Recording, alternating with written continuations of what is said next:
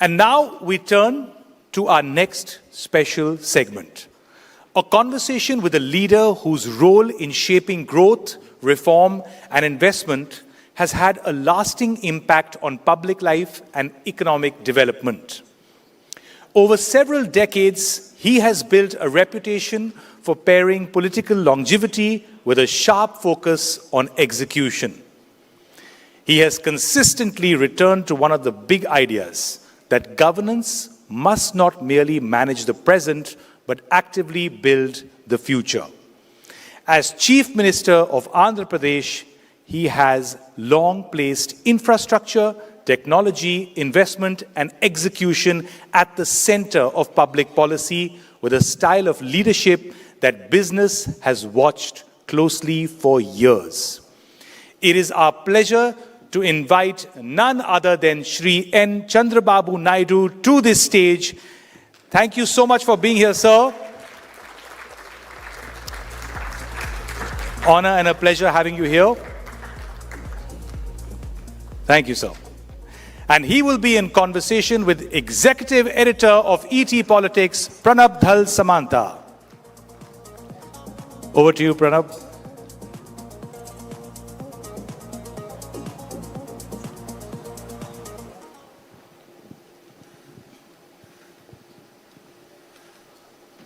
Good evening, sir, and welcome to the Economic Times Awards, and also congratulations in advance on your award.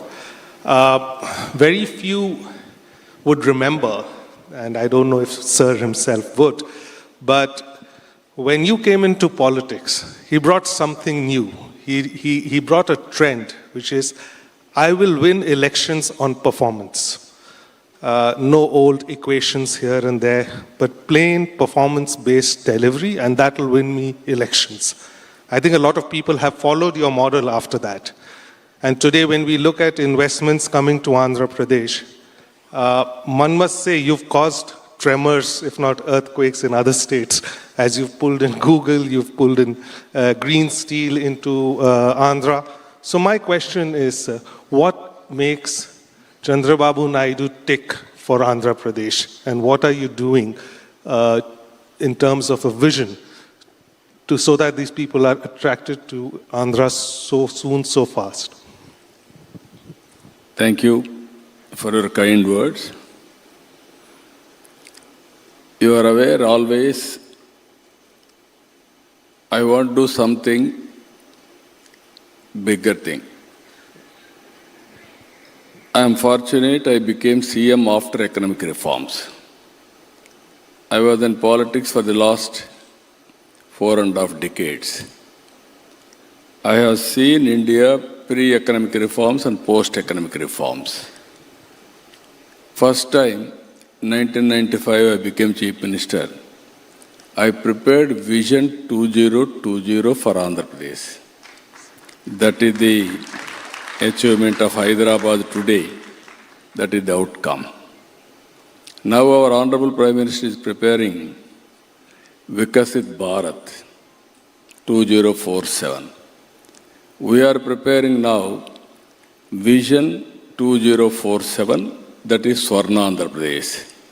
I am very confident Andhra will be, today we are having so many problems, Andhra will be #1 state in the country.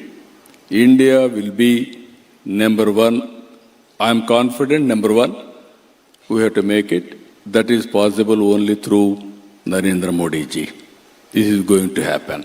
That is the aspiration I am working. When I started, all of you are aware here, mid-90s, IT revolution, internet innovation. Today, we are in an inspiring time. Data center, artificial intelligence, quantum. We are all talking about Silicon Valley, that is in America. Now, future is, we are going to talk about Quantum Valley, that is in India, that is Amaravati. That is going to happen in the near future. Sir, we all are now consumed by the conflict in West Asia and the impact it is happening on the world economy, also on India in a big way. I'm sure Andhra Pradesh also must be feeling the heat. But people say that Chandrababu Naidu has the answer for India's future energy solutions. You have some big plans from nuclear, solar, wind, and I'm wondering how the costing of it is working out. Could you share with us some thoughts? No, majority are here. They are already in advanced stage also. First time in India, I brought power sector reforms, that is late 90s.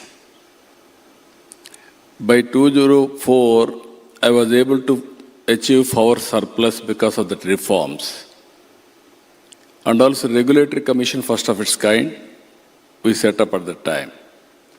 With all this very, very creative and positive and also futuristic, I lost election in 2004. But country gained momentum in power sector.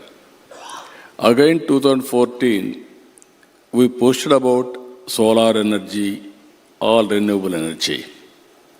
Today, I am in a position to push further green energy, either solar, wind, pumped storage, and battery, all solutions. If we can do this, India will be number one in the future on energy sector. As you rightly mentioned recently, we are all measuring diesel is different, petrol is different, gas is different, and power also thermal, all these things. Ultimately, we need energy to run anything, either factory or vehicle or lighting for everything. Now that is where I am working, cost-effective energy sector. India can be less dependent on West Asia on the Then Gulf. automatically our Honorable Prime Minister has announced 500 gigawatts green energy by 2030. In that, Andhra Pradesh is going to contribute 160 gigawatts from Andhra Pradesh. Take it for granted, already we are able to achieve nearly 90 gigawatts. That is the speed we are moving forward. Future is totally green energy. Earlier, I don't know where I am getting power. Today, I can generate power on my rooftop, in my field, and also I can use power. Any shortage, government can give through grid. That is where I am working. Prosumer concept, not only domestic. Tomorrow, India is going to export power, electricity. That is not far away, through green hydrogen and also green ammonia, various kinds of energy. So, but will this mean more technology collaboration with China because there is the other problem there? Earlier, yes. Even to have panel, we had to depend on them. Today, we are also moving in that direction. End-to-end solutions, we are able to achieve it. And in Andhra Pradesh, all equipment, even solar panels, everything our people are manufacturing. And also next step, we are going green ammonia. That is also coming in the near future. I am assuring you, Andhra Pradesh will be because of this, I am fortunate. We are very strong in green energy. Google has come. After economic reforms, highest FDI, 15 billion US dollars they are investing in Visakhapatnam. Day of tomorrow, I am laying the foundation, data center and also AI. So after this, today SIPC we cleared Reliance 1 gigawatt. So many people are coming now. Now I am restricting up to 5 gigawatts. Otherwise, beyond that, I cannot supply power. You know, back in the days when Andhra was united, we used to travel through Hyderabad. People used to say, the Nizam built Hyderabad, the Britishers built the second city, Sikandrabad, and then Chandrababu Naidu built Cyberabad. Today you are on to another project to build another city, Amravati. What where do you see yourself? You know, I see a lot of work coming, a lot of support also from the central government. What's the road ahead? No, I am very happy. Most of you have visited Hyderabad. We had two cities, twin cities, Hyderabad, Secunderabad. Then I added one more city, that is Cyberabad.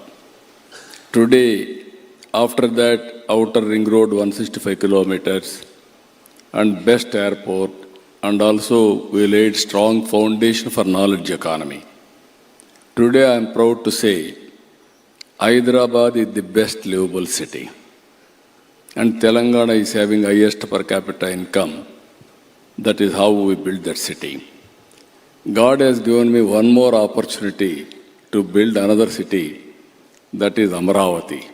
You are all aware, in our mythology, God's capital is Amaravati. This is people's capital, Amaravati.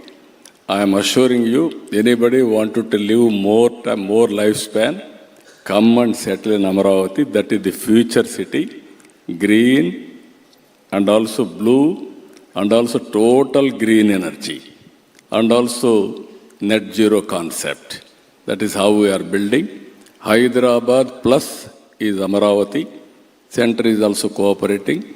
We are going to build one of the best futuristic city, that is Amaravati.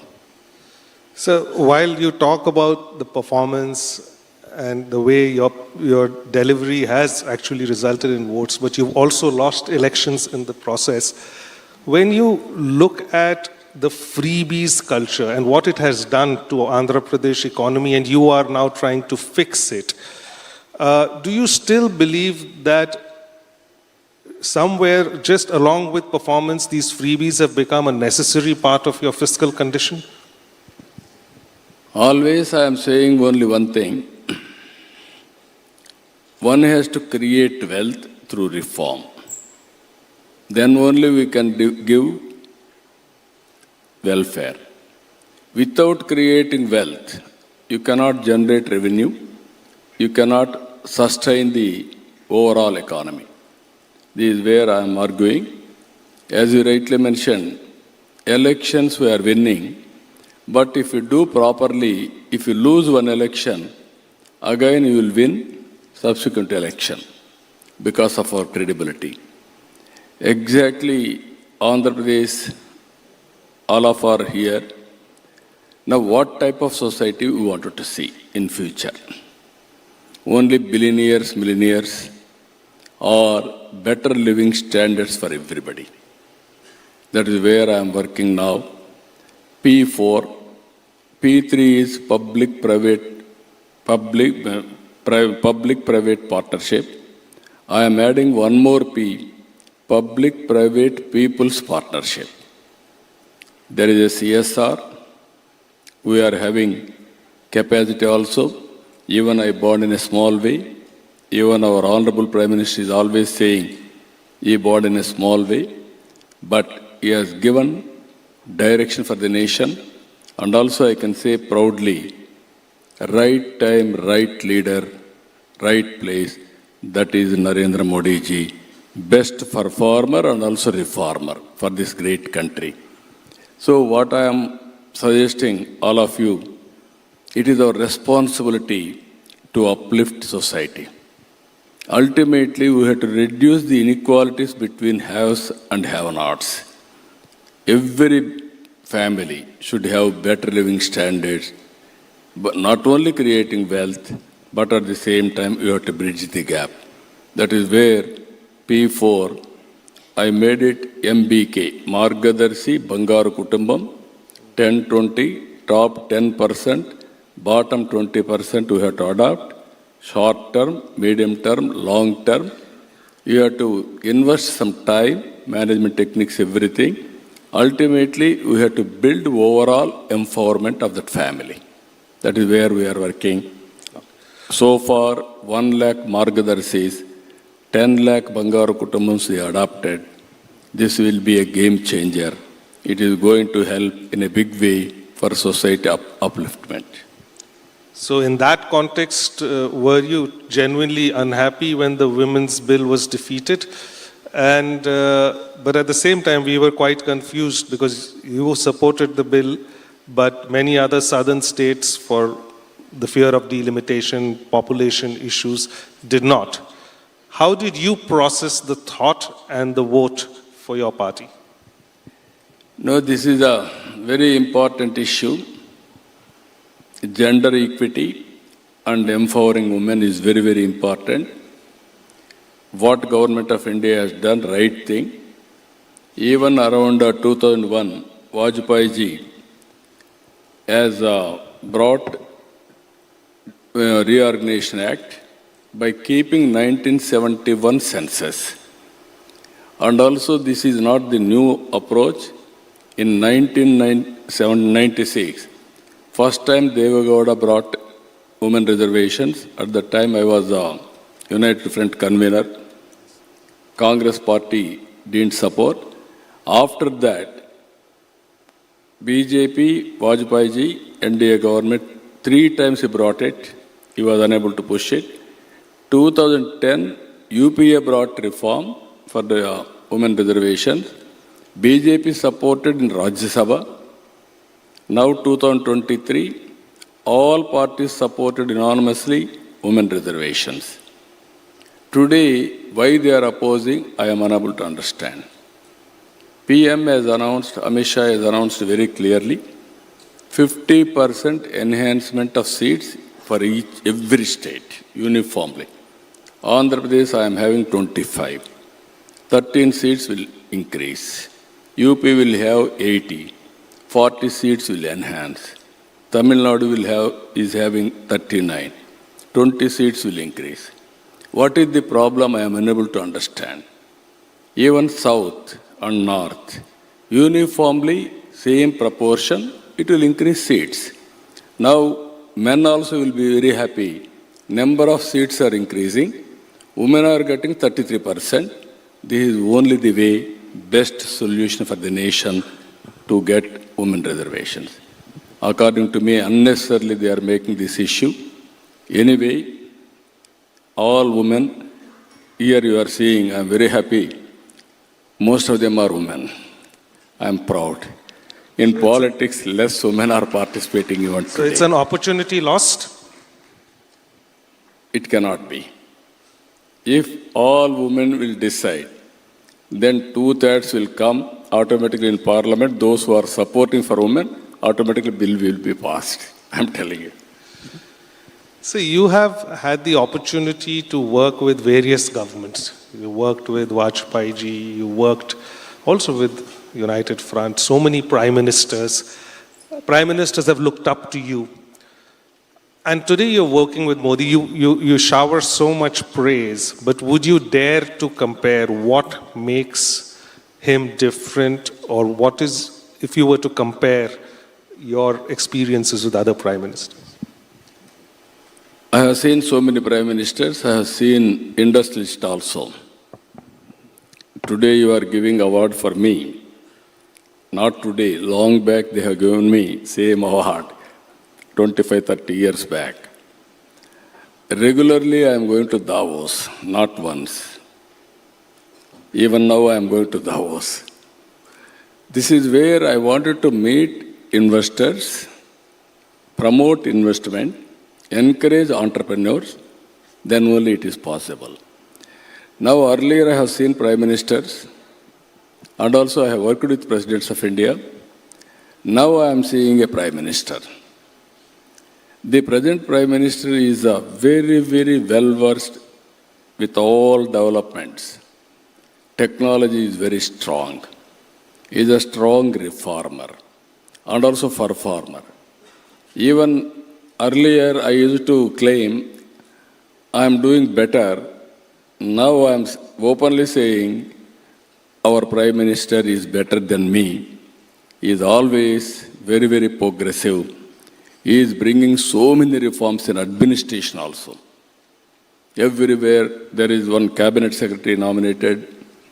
Each state they are sending one secretary as a nodal officer. How to simplify the procedures. Even how to make government pro-investment. It is not favoring investors. If you can do that, simplification everything, and automatically investment will come, business will take place, wealth will be created, economy will be improved, then poverty we can eradicate. That is where is working. We are very happy. Thank you so much, sir. And please also, I would like to take the opportunity to welcome the Honorable Finance Minister, Ms. Nirmala Sitharaman, who joined us. And so without wasting much time, my last question, and absolutely last question, is you are doing a reverse thinking on population policy. Where does this head? No, this is very important issue for all of us. 3 decades back, I started population control, family planning. I motivated people, we have done successfully. Within 10 years' time, we are able to achieve our goal. Now, South India, we are having a problem, not only India. So many countries are facing the problem of population, aging problem, and also declining population. Even China, you are watching, very fast declining population because one-child norm. Now I am promoting population management. Every couple should have 2 children minimum. Earlier I used to promote 1 is good, 2 is okay, 3 is not correct. Now I am promoting 2 minimum, 3 and more, it is welcome. That is how I am promoting. There is a conflict between wealth and also population. Whenever you are getting more money, we are all become selfish. To run an industry is very easy. To create an industry is very easy, rather than to build a child and also nurture him. That is biggest problem we are facing. In my state, I am seeing 1.5 fertility rate, replacement 2.1, even India is 1.9 now. Same thing, if you continue up to 2047, India will have an advantage, that is young India. After that, same scenario we will face. Ultimately, we are going to work only for machines. Anyway, robotics, everything is coming. Work will be done. But ultimately, in future, those who are having more population, they will be more prosperous and also they will be more strong. This is where I am promoting now. Next month, I am going to start this program. How best I have to do it, I have to work it out. I am appealing total Indians. After I started, so many people are coming forward and also they are talking. But it is very difficult task. I am aware of that. But there is no other way. That is where I am promoting population management. On that note and goal, so thank you so much You have for to promote. All of you have to promote. On that note, thank you for the wonderful conversation, and let's leave the dais for the Honorable Finance Minister.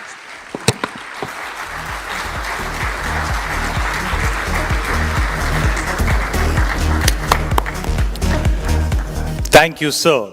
Thank you so much. That was a fascinating look at what it takes to build with both scale and speed and stay focused on the long term while navigating the